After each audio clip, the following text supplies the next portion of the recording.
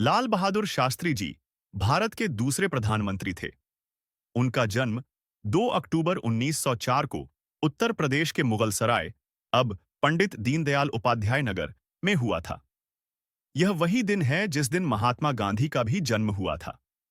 1964 में पंडित जवाहरलाल नेहरू के निधन के बाद वे भारत के प्रधानमंत्री बने। उनका कार्यकाल छोटा रहा, लेकिन उन्होंने देश को कई महत्वपूर्ण दिशा दी। उन्होंने जय जवान जय किसान का नारा दिया, जिसने भारतीय किसानों और सैनिकों दोनों को नई ऊर्जा दी। 1965 में पाकिस्तान ने भारत पर हमला किया।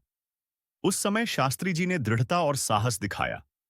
उन्होंने सैनिकों और किसानों को साथ लेकर देश को आत्मनिर्भर और मजबूत बनाने पर जोर दिया।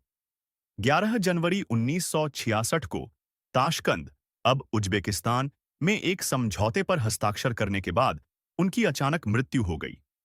उनकी मृत्यु आज भी रहस्यमयी मानी जाती है।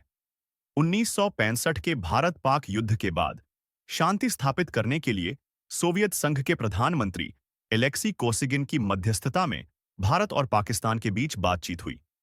जगह ताशकंद, अब उज्बेकिस्तान की राजधानी ताशकंद। दिनांक 10 जनवरी 1966। भारत की ओर से प्रधानमंत्री लाल बहादुर शास्त्री और पाकिस्तान की ओर से राष्ट्रपति अय्यूब खान शामिल थे।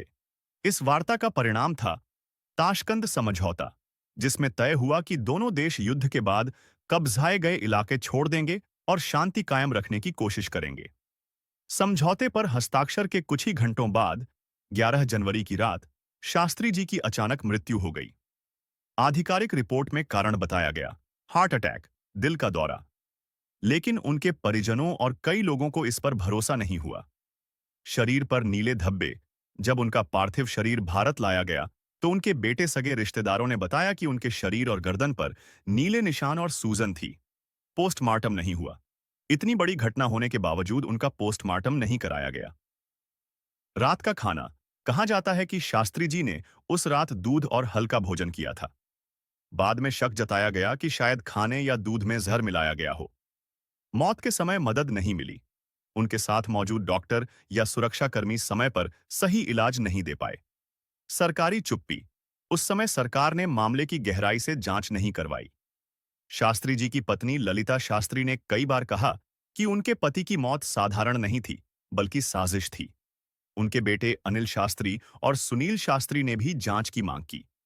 2009 में आरटीआई के जरिए जब उनकी मौत से जुड़े दस्तावेज मांगे गए, तो सरकार ने यह कहकर मना कर दिया कि इससे विदेशी रिश्तों पर असर पड़ सकता है।